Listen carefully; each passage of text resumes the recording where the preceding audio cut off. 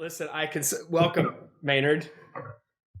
Thanks for having me. It's my pleasure. Listen, if you've been listening to this show, you're thinking you got a Grammy award-winning artist. First of all, how do you get him, and why is all that? So the backstory here is that this guy and I grew up together. We've got a long history, and when I decided to do a podcast, I wanted to do it broad, and so far we've had a lot of people that you might have recognized, you might have thought of if you've sort of been following me, but I'm so excited to have Maynard with me today. A very early morning in Arizona, so thank you, sir.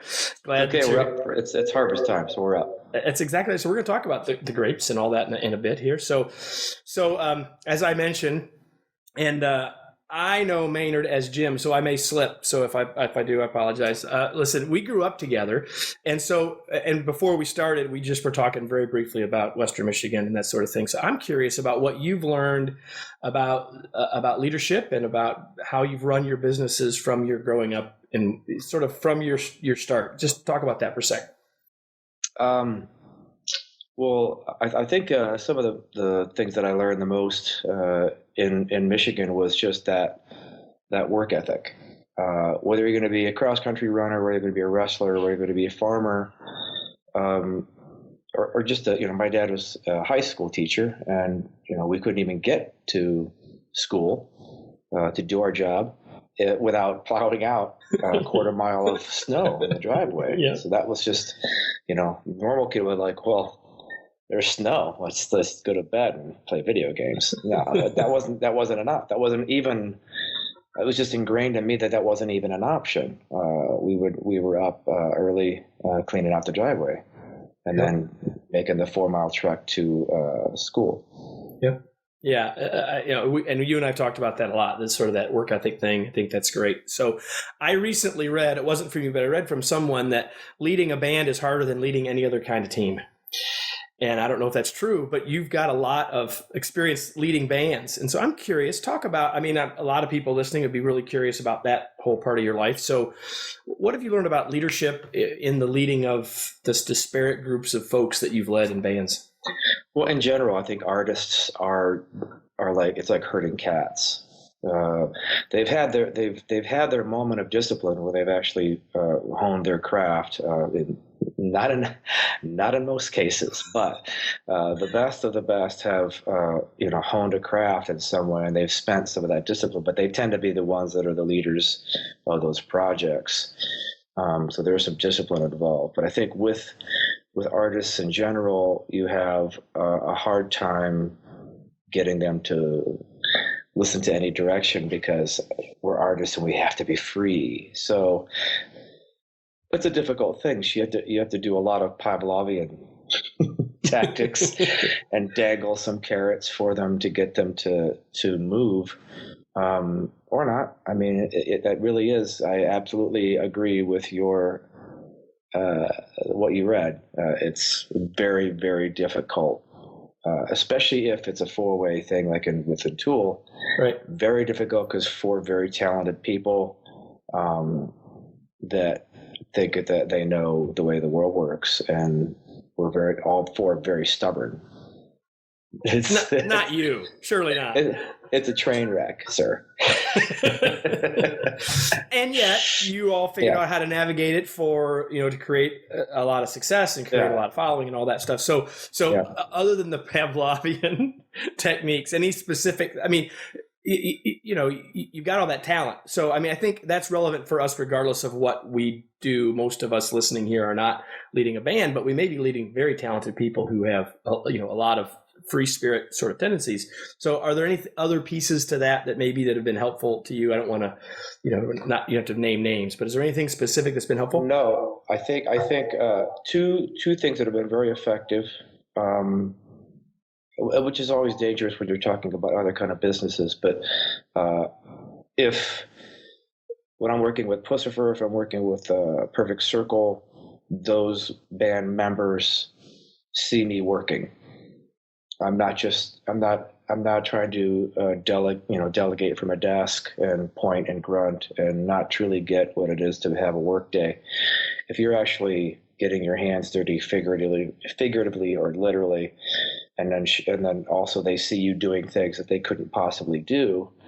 Some people just don't have the personality for a camera. They don't have the personality for an interview. Right. Just putting words together in songs. But if they see your work ethic, they'll jump in. They'll follow you. So I think it is lead by example. Well, you and I talked about this a few months ago when we were together, and you just mentioned that about your dad. Okay, we're getting out and we're plowing the driveway, right? Yeah. Not sending you. We're going to go out and do this together. And you and I had this conversation about my dad and about that whole sort of thing of, I think that leading by example is, in my work, I talk about it all the time with people. And I think that people sort of say, oh yeah. But no, that's really it. I mean, it's such a huge part of it at the end of the day. It really is. So I remember, conversations that we had long ago, when you had hair and mine wasn't gray, and so we take my hair. Yeah, it's gone. But I remember growing up, you talking about, you certainly weren't talking about this is where I'm going to be. I'm going to be in Arizona. I'm going to have wineries, but in many ways, nothing that you've accomplished surprises me, right? And so talk a little bit about the path, because, I mean, if people on this call might say, okay, well, they went to college, they went to this company, and then they started an entrepreneurial company or whatever, and they can sort of see a path. Very different to go from Western Michigan to winning Grammy Awards, right? So just real quickly, sort of talk about how goal setting or your vision has played a role in how you've gotten where you've gotten.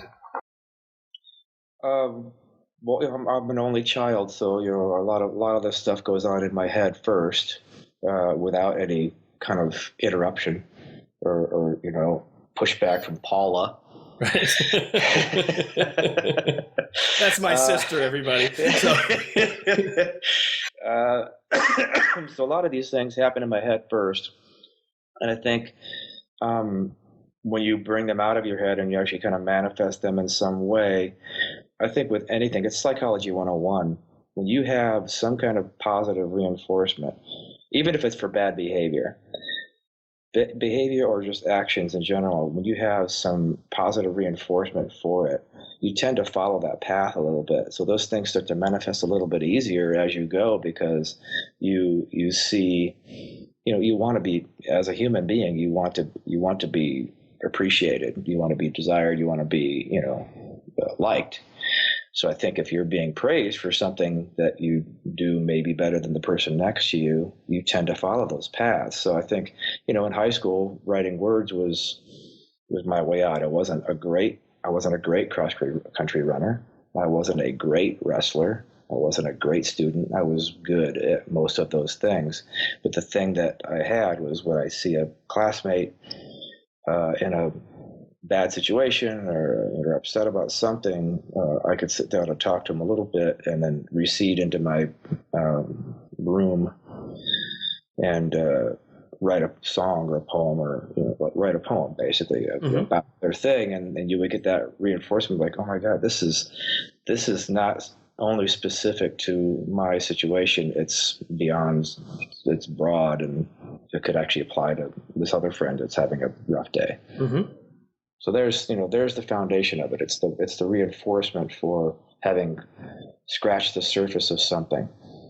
Cool. And you just follow it. And then you follow it, right? And you follow it from there. And so, and I think a lot of people don't follow, right? Maybe not everyone's quite as aware to say, hey, look, I can actually do this, right? So there's some self-image there, and there's some of that stuff there. But I think to your point, a lot of people seem self-evident to you, and I'm guessing to many of the people listening, because people that are listening to this are people who care about their own growth and development or of their teams, right? So at some level, everyone listening thinks about the world differently than a lot of other people do. But so not everyone follows. I mean, to you, that's obvious. Well, I'm going to do that because that worked and that was helpful and that was fun and added value, whatever words you want to put to that. So it made sense to you to follow that. Not everyone does that. I think as leaders, part of what we got to do is help people see that and follow that.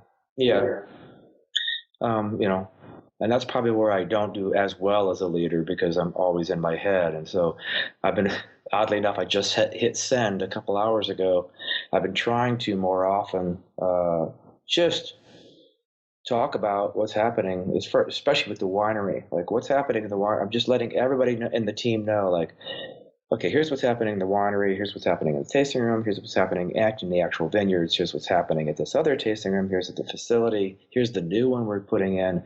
And I'm including everybody in these emails so they can hear my thought process about where we were, where we are, those kind of things. So I think that's important to share that out loud. But I think part of what ends up really scaring people the most about following those kind of creative instincts, following those paths, is their disconnect between utilitarian and creative processes.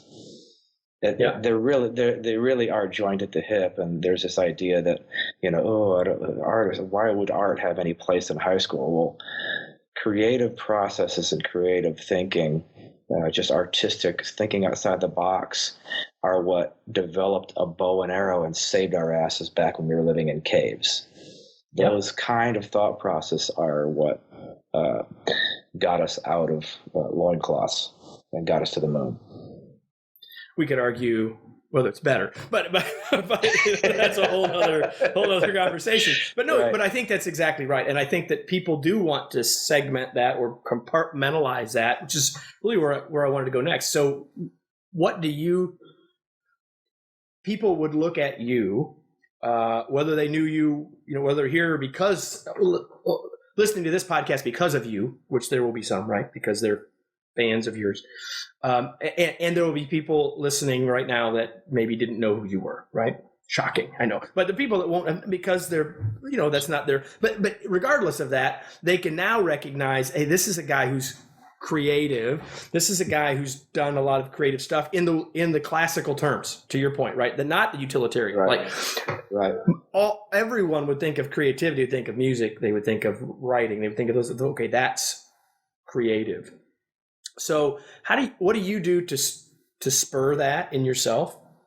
I mean, I'm sure there have been ebbs and flows and seasons in your life, but like, what is it that you do to keep, I don't know if you want to call it, keep that edge or spur that in yourself? Like, give us a glimpse into that for us who maybe don't think about the world the way you do. I haven't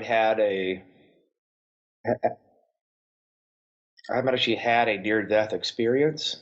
But I think I've been around people who've had a near-death experience. Mm-hmm.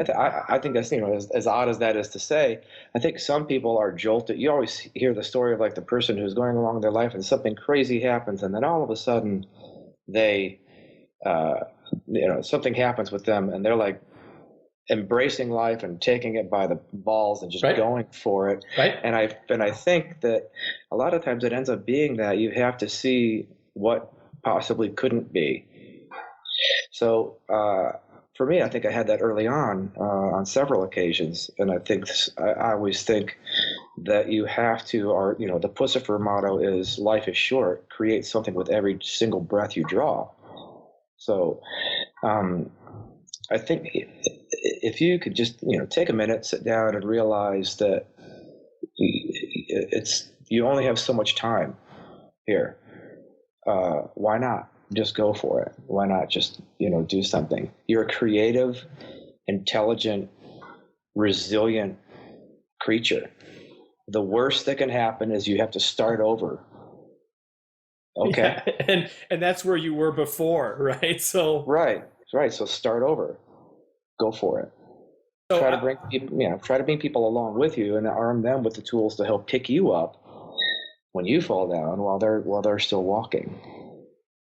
So you were talking about the model for Puscifer, and I've had the good fortune to see two tours of that. And in the intro you gave me, you call it a musical cabaret, which I think is a really great way to describe what it is. And you and I have talked about the business model of why have an opening act, why not make it one big experience and all that stuff. But talk about how, for people that haven't seen that or know what that is, just give people a flavor of of that multimedia experience, and sort of how did you get to, very specifically, how did you get to that idea, if you can recall, from just being being a rock band to creating this true cabaret with a different in a different genre of music than anyone would ever think about in that regard? Yeah, it's hard to describe. Well, I think just growing up in the era that we did, the Sonny and Cher show, Hollywood Squares, Hee Haw, all those like kind of variety shows. If you look back at some of the, Fred Astaire's, they're multi-talented people. They're not just actors. They're not just singers. They're also dancers. They play music. They play Right. instruments. They have other interests, and they're just because they're creative people that are also working hard, utilitarian at their arts, plural.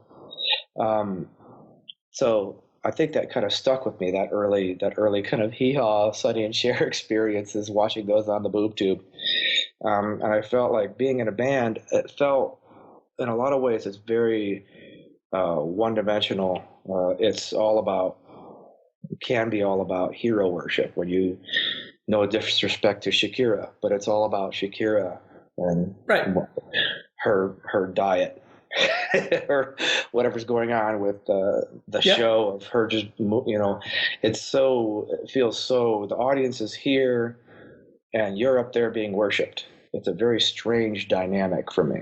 So it makes more sense when you put it almost in terms of a film, where the audience has lost who's actually on the screen. They're more engaged in the story, and you all get a little bit of, if you want an escapism, that's fine. If you want to be inspired to go out and do something because of what you've witnessed, that's better. Yeah. So I feel like that's the dynamic I tend to go with Puscifer, is to take you out of your element, still impress you with a show, but it's not about the individuals in the show. It's about the whole piece.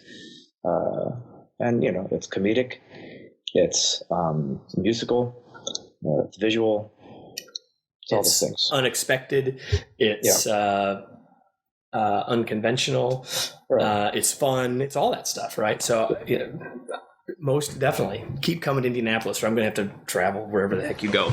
Right. So we talked about this whole musical thing, and then you mentioned wine, mentioned it a couple of times. So why wine? Like what?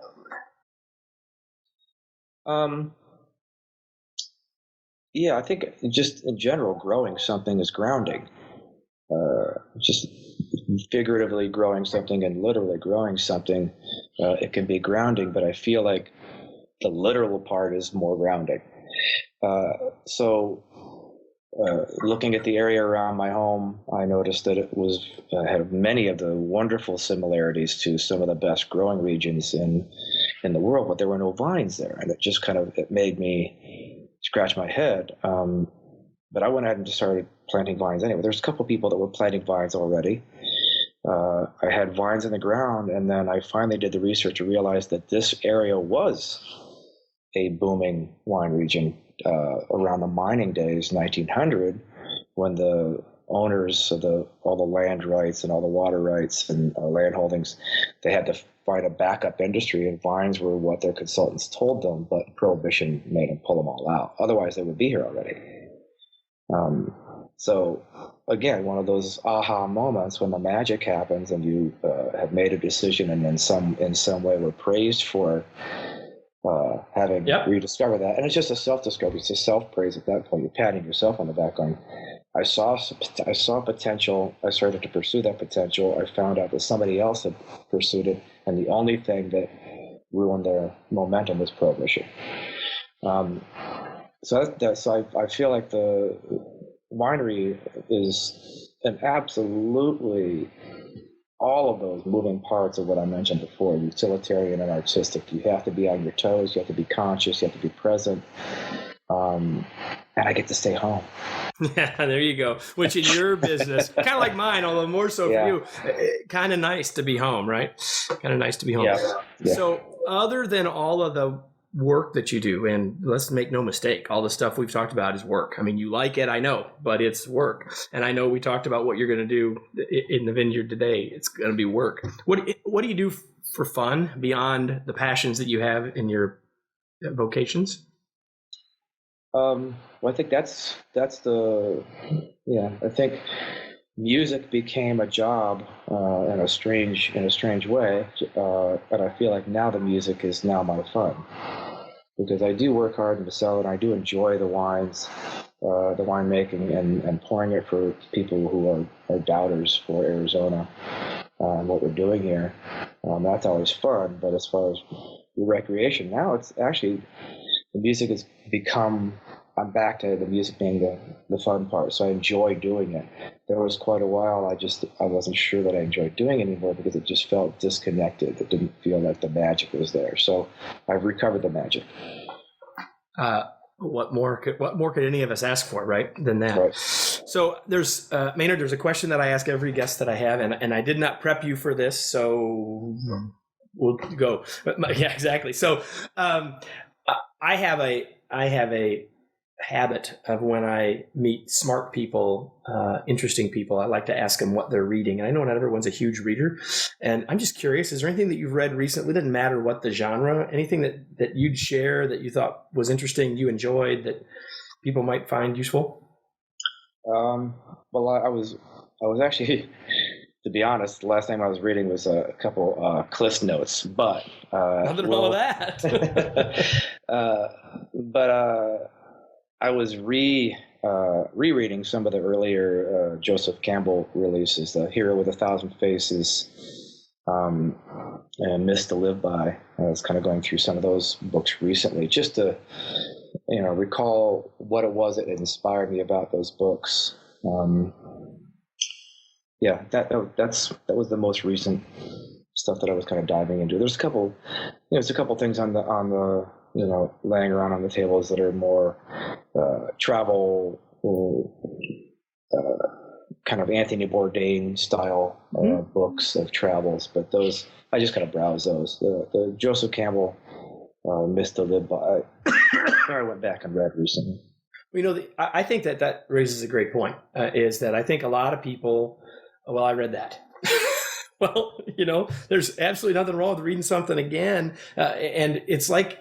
I know lots of people that watch movies more than once, and if you watch the movie the second time, often you get a very different experience from it the second time. Same movie, same person, kind of, but right. I think that I have had people say to me, almost like you kind of did, well, I went back and reread, almost sort of apologetic, and I think you weren't really, but you hear what I'm saying, and I think that people, we shouldn't worry about that at all. I mean, if there's something that struck you or that, you're in a different stage of life, I think that's a great thing to do. I think people miss that a lot of times because they want it. Well, I need to read that one. Why not listen to that old Kiss album again? Right. Right. Well, you got to figure. Hero with 1,000 Faces, Joseph Campbell, is about that hero's journey, and that journey, everyone witnesses and sees and appreciates different parts of that journey depending on where they are in their life, because it is about a life journey. Yeah. Odysseus, the Iliad and the Odyssey. Those are, if you read those every 2 years, you're gonna read different parts because you're a different person. Exactly. I completely agree. So you got lots of stuff that you do. An email from you has like 34 websites. Nothing wrong with that. But like, if people maybe didn't know you or they want to know more about you, and I know you've got a book coming out. So where can people learn more? A couple places people could go. The easiest, but fairly inaccurate place to go would be Maynard James Keenan on Wikipedia. Yep. There's a nice big broad stroke of stuff there that could give you a shotgun approach of a lot of inaccurate information. It's accurate enough, basically. It's not like Mason County Central Library when we went in and looked in actual encyclopedias. Now it's this thing called Wikipedia, right? My favorite it's Sarah Jensen is the person who wrote my biography, and she's 10 years older than me. She's from Mason County. My best friend is her brother Kurt. She has the moment that she just gets giddy when she shares it with me. She was back in Mason County. This is Mason County for me. She's back in Mason County. She's writing for the paper. George Wilson Sr. Yeah. Right. She's telling George, Maynard, he just won another Grammy. That's like, it's for musicians, that's winning an Oscar. Yeah, exactly. And he won a Grammy. And George, it's Mason County, small town that doesn't have all the Wikipedia information at all. George sitting there quietly, and he goes, his dad was the best wrestling coach we ever had in that high school. Like, he couldn't process Grammy. He couldn't process all the other stuff that was outside of the county. He had to go back. And, his dad was the best wrestling coach our high school ever saw. And there's like Grammy. Maybe I need to go on Wikipedia and add that in. Yeah. Maynard's dad was the best. God bless George. Rest his soul. Yeah, exactly. Listen, Maynard, Jim, friend, It was a pleasure to have you on. It was a pleasure to talk with you. And I close all of these for our listeners with the question of now what. The two-word question that you ought to think about now that you've been entertained and hopefully enjoyed our conversation. What are you going to do with it? What action might you take? What insight can you learn from, whether it's to go learn more about Maynard's wine, or whether it's to think more about your own creative path, or whether it's to think about how you nurture the creativity of your team? There's plenty here beyond entertainment value, hopefully, for people to take. And I hope that you do, to ask that question, now what? What am I going to do with this? And so, Maynard, thanks so much for being here. It's been a pleasure to have you, as always, and everyone. We hope you liked this episode. If you did, make sure you subscribe now so you can get all the future episodes. I'd love for you to rate and review this episode. And when you do, we'll thank you for your honest appraisal with a free gift. Go to remarkablepodcast.com/leave-review-win. That's it. Thanks, everybody, for being here. Maynard, have a great day. Enjoy the grapes. We'll talk to everybody again soon. Thanks. Thank you.